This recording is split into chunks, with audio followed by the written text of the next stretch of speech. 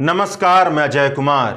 न्याय की दुनिया की एक बड़ी मशहूर कहावत है कि न्याय केवल होना ही नहीं चाहिए बल्कि वह होते हुए दिखना भी चाहिए।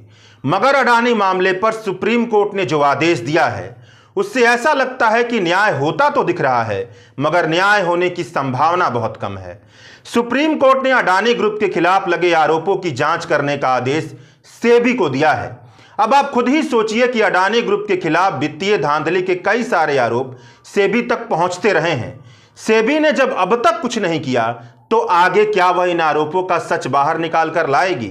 सेबी के पास इतनी शक्तियां हैं कि उसे भारत का ही नहीं बल्कि पूरी दुनिया में वित्तीय बाजार के रेगुलेटर के तौर पर सबसे मजबूत संस्थानों में से एक माना जाता है। हिंडनबर्ग रिसर्च ने अडानी ग्रुप के खिलाफ जो आरोप लगाए हैं, क्या उनकी जानकारी सेबी को नहीं होगी? आर्थिक मामलों के जानकार वी श्रीधर बताते हैं कि इस आदेश की सबसे बड़ी विडंबना यह है कि सुप्रीम कोर्ट ने सेबी को बेदाग कर दिया है। असल बात तो यह है कि अडानी मामले से सेबी की सत्यनिष्ठता और कामकाज पर गहरे सवाल उठे हैं। न्याय का बुनियादी सिद्धांत है कि जांच करने वाली संस्था निष्पक्ष होनी चाहिए और उसकी सत्यनिष्ठता पर हर पक्ष को भरोसा होना चाहिए। क्या एक आम निवेशक को सेबी की सत्यनिष्ठता पर भरोसा है?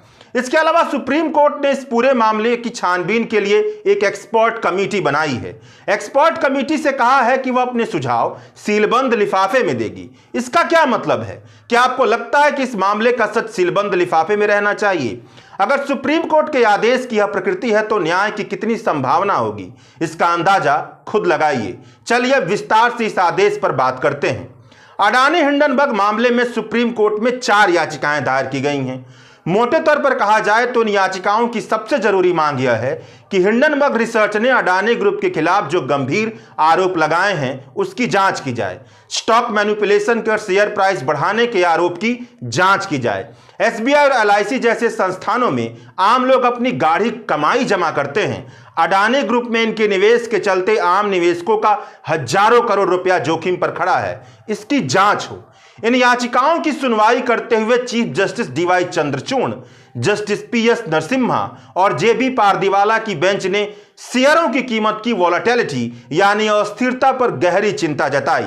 अपने आदेश में जिक्र किया कि सेबी ने सुप्रीम कोर्ट में जो जवाब पेश किया है उसमें अडानी ग्रुप पर सिक्योरिटीज कॉन्ट्रैक्ट रेगुलेशन रूल्स 1957 के उल्लंघन से जुड़े आरोप की छानबीन का साफ तौर पर जिक्र नहीं किया है।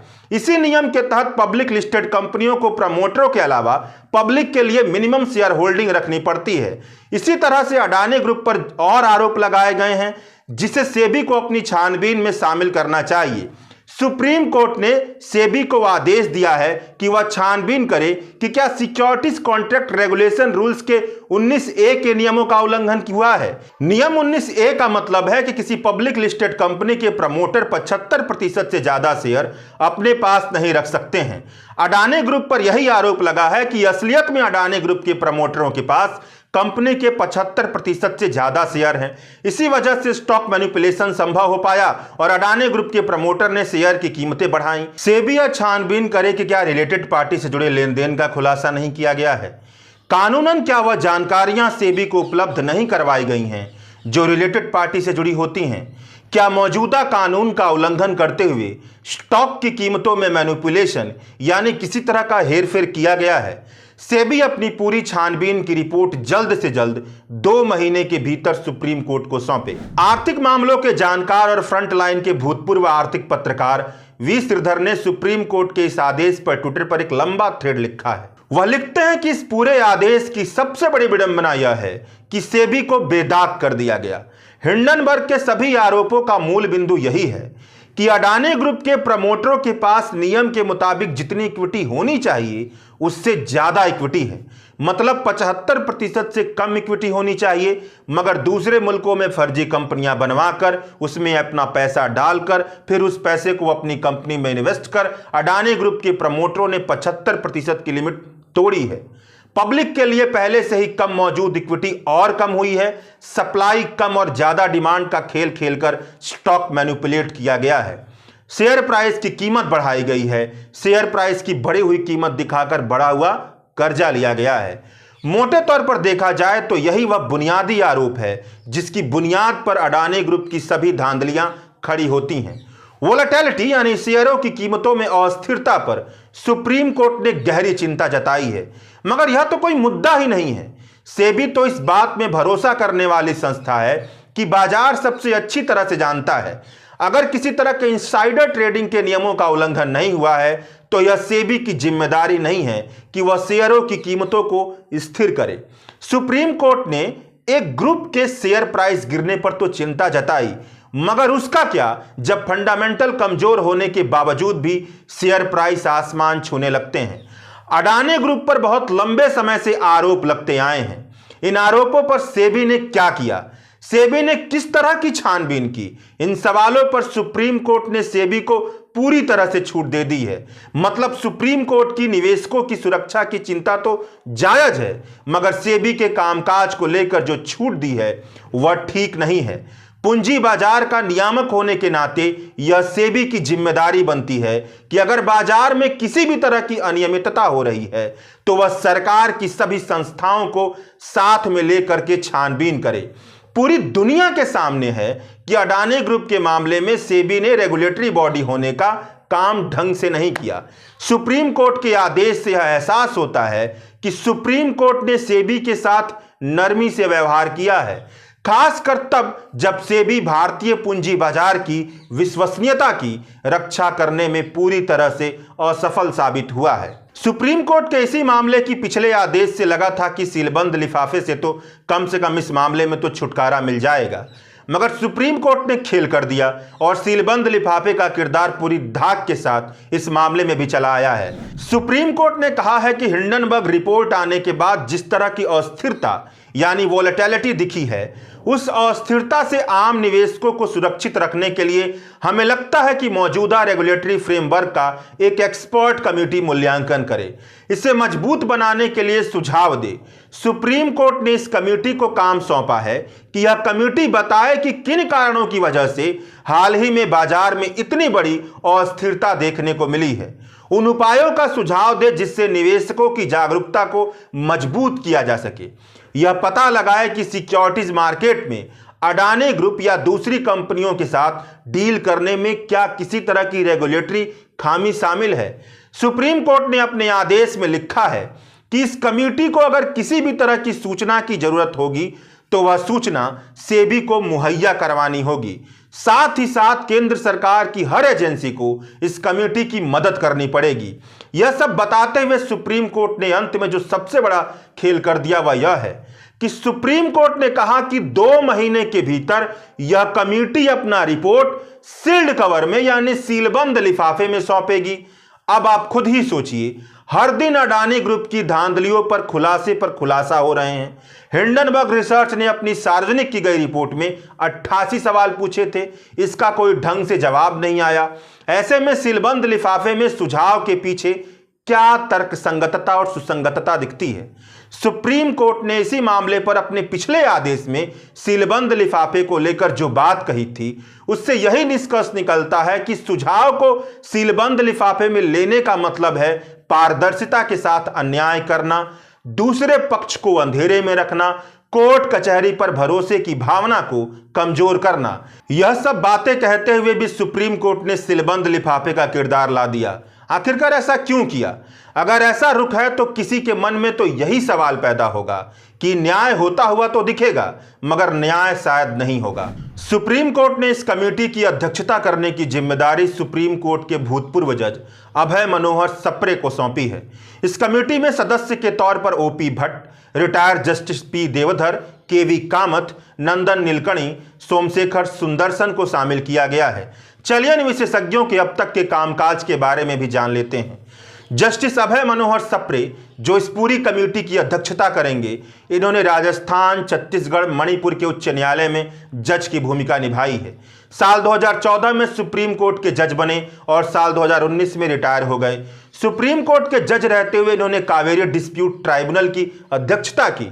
यह सुप्रीम कोर्ट के उन 9 जजों की बेंच में भी शामिल थे जिसने निजता के अधिकार को एकमत होकर के मूल अधिकार करार दिया था। ओम प्रकाश भट्ट भारतीय स्टेट बैंक के साल 2006 से लेकर 2011 के बीच अध्यक्ष रह चुके हैं। यह भारतीय बैंकों की सर्वोच्च इकाई इंडियन बैंक एसोसिएशन के भी अध्यक्ष रह चुके हैं। मौजूदा समय में ओम प्रकाश भट्ट एक स्वतंत्र निदेशक के तौर पर Tata Motors, Tata consultancy services, Tata steel और हिंदुस्तान यूनिलीवर सहित कई कंपनियों के बोर्ड में शामिल हैं। कारोबारी दुनिया के कई वैश्विक फोरम पर भारत सरकार की तरफ से प्रतिनिधित्व भी कर चुके हैं। रिटायर्ड जस्टिस पी देवधर संवैधानिक कानून, नागरिक कानून की अन्य शाखाओं, विशेष रूप से सहकारी सोसाइटी अधिनियम, सेवा कानून, किराया अधिनियम, सीमा शुल्क अधिनियम, उत्पाद शुल्क अधिनियम और प्रत्यक्ष कर कानून में बॉम्बे हाई कोर्ट में काम कर चुके हैं। साल 2001 में इन्हें उच्च न्यायालय में अतिरिक्त न्यायाधीश के रूप में प्रमोट किया गया था। रिटायर होने के 2 महीने बाद ही साल 2013 में सेबी से जुड़े मामलों की सुनवाई करने वाली संस्था सिक्योरिटीज अपीलेट ट्रिब्यूनल ने इन्हें पीठासीन अधिकारी के तौर पर नियुक्त किया। नंदन नीलकनी का नाम तो आपने सुना ही होगा। अपने आधार वाले नंदन नीलकनी इंफोसिस के सह संस्थापक के तौर पर साल 1981 में अपनी उद्यमशीलता की यात्रा शुरू करते हैं। नंदन नीलकनी उन दुर्लभ उद्यमियों में से हैं जिन्होंने पब्लिक और प्राइवेट सेक्टर के कई प्रोजेक्ट सफलता से पूरा किया है। Unique identification authority of India यानी कि UIDAI के सह संस्थापक अध्यक्ष भी बने। आधार के रोल आउट में महत्वपूर्ण भूमिका निभाई है। जनवरी 2023 में इन्हें G20 task force on digital public infrastructure for economic transformation, financial inclusion and development के सह अध्यक्ष के तौर पर नियुक्त किया गया। साल 2019 में डिजिटल पेमेंट से जुड़ी RBI की कमेटी की अध्यक्षता भी इन्होंने की है। केवी कामत बहुत ज़्यादा अनुभवी बैंकर हैं। ICICI बैंक से अपने कैरियर की शुरुआत की थी। आगे चलकर के ICICI बैंक की अगुवाई भी की। इंफोसिस के चेयरमैन भी हुए। ब्रिक्स देशों के न्यू डेवलपमेंट बैंक की अध्यक्षता भी की। साल 2021 में सरकार ने 20,000 करोड़ रुपए के national bank for financing infrastructure and development का अध्यक्ष भी नियुक्त किया। सोमशेखर सुंदरसन सिक्योरिटी यानी बॉन्ड और शेयर मार्केट की दुनिया के वकील हैं। सेबी के प्राइमरी मार्केट एडवाइजरी कमेटी के सदस्य हैं। इनसाइडर ट्रेडिंग रोकने के लिए सेबी ने जो रेगुलेशन बनाया है उसकी ड्राफ्टिंग में भी इन्होंने काम किया है। साल 2011 में जस्टिस BS कृष्णा की अध्यक्षता में बनी financial sector legislative reforms commission में सलाहकार की भूमिका निभाई है। मुंबई हाई कोर्ट में जज के तौर पर इनकी नियुक्ति पिछले साल फरवरी से रुकी हुई है। इन सभी सदस्यों के कामकाज से दिखता है कि यह सभी सदस्य अपने क्षेत्र के दिग्गज और अनुभवी लोग हैं। सिस्टम के साथ इनके जीवन की बहुत लंबी यात्रा रही है। सिस्टम को जितनी अच्छे तरीके से समझते होंगे उतने ही गहरे तौर पर सिस्टम में धंसे होंगे। चूंकि सिस्टम में बहुत गहरे तौर पर धंसे होंगे इसलिए कुछ भी संभव है। यह कुछ भी संभव है जैसा सवाल तब न उठता अगर सुप्रीम कोर्ट इनकी राय को सीलबंद लिफाफे में लेने की बजाय सबके लिए उपलब्ध करवाने का आदेश देती। कांग्रेस की तरफ से जयराम रमेश ने प्रेस कॉन्फ्रेंस कर इस मामले पर कहा है कि मैंने बहुत पहले कहा था कि अगर प्रधानमंत्री और उनकी सरकार को इस मामले पर जवाबदेह ठहराना है तो JPC यानी ज्वाइंट पार्लियामेंट कमेटी के अलावा कोई भी कमेटी इस मामले की छानबीन करेगी तो यह कमेटी सारे दोषियों को वैध ठहराने और दोषमुक्त कराने की कवायद के अलावा और कुछ नहीं होगी। सुप्रीम कोर्ट की कोई जांच समिति इसका जवाब नहीं दे सकती है। इसका जवाब JPC के जरिए ही मिल सकता है। यह समिति अपना काम करेगी मगर हमें किसी भी तरह की अपेक्षा नहीं है। यह मामला महज सेबी के कानूनों के उल्लंघन तक सीमित नहीं है बल्कि असलियत में राजनीतिक और कॉरपोरेट साठगांठ का मामला है। सुप्रीम कोर्ट ने अपने टर्म्स ऑफ रेफरेंस में इस बात को शामिल भी नहीं किया है कि यह राजनीतिक और कॉरपोरेट साठगांठ का मामला है। बिना JPC के गठन के अलावा सच्चाई पता नहीं चल पाएगी। गौतम अडानी ने इस पूरे आदेश पर ट्वीट कर कहा कि अडानी ग्रुप सुप्रीम कोर्ट के आदेश का स्वागत करता है। सच की जीत होगी। क्या होगा यह तो भविष्य ही तय करेगा। बाकी अब सब जानते हैं कि सत्ता, पैसा और सच के गठजोड़ का रिवाज क्या रहा है। शुक्रिया।